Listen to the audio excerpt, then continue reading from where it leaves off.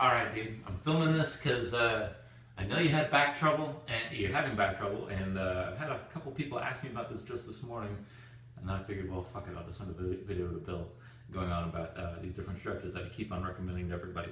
And it's a little more than stretching, it's mobility work actually, and it's two main things. So I'm going to see if I can actually film this, get everything in the frame, and let's just see how this goes. So the first thing I'm going to recommend for you is just to bring yourself onto the floor, give this a try. Come to sitting on the heels, the knees out nice and wide. Now I'll do this from the side so it's easy to see. Now what you want to do from here is keep the knees wide to begin. If you can bring them in narrower, go ahead. It's usually harder for people to do that, especially for guys. And then from here, just bring your hands behind you. And what you want to do to start decreasing pain in your low back is activating the muscles on the other side of the joint, on the other side of the pelvis actually, the other side of the hip joint.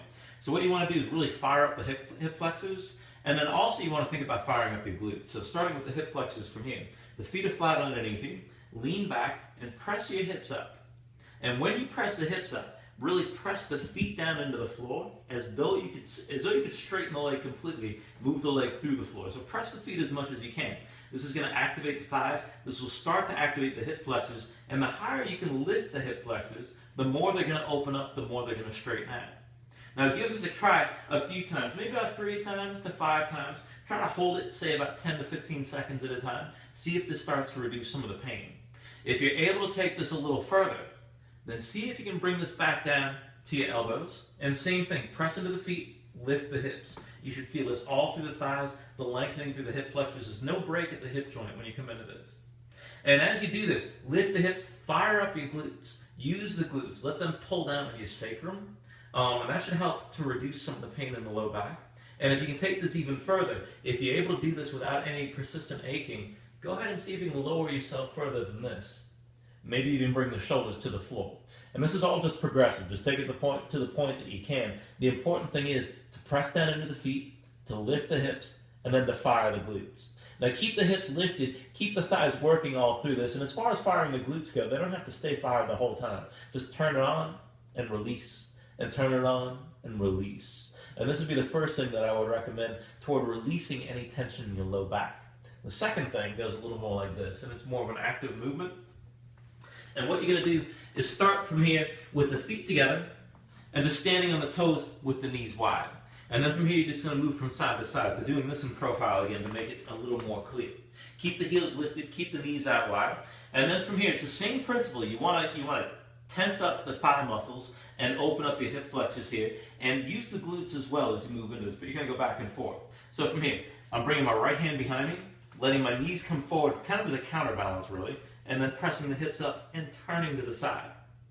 And just hold this, I don't know, 10 to 15 seconds, but keep some tension here. Really feel the hips press forward, feel this through the thighs. Bring yourself to center, come to the other side, and press the hips forward. And then back through center, press the hips forward. And then back through center, press the hips forward again. And I'd say just about 5 times on each side, maybe 10 seconds each time. If you want to hold it longer, you can hold it longer, but when you hold it, press the hips forward, tense up your glutes, keep them tensed, and then let go, and then come back through center, press forward again. Now if you're able to take that deeper, you can move this into a little more of a mobility exercise that I actually do most every day just to keep everything nice and open in the front, because you do start to tense up when you do a lot of folding. And that's bringing one hand back, and then bringing this all the way to a bridging, and then coming all the way through to the other side, and then I bring it back in the other direction.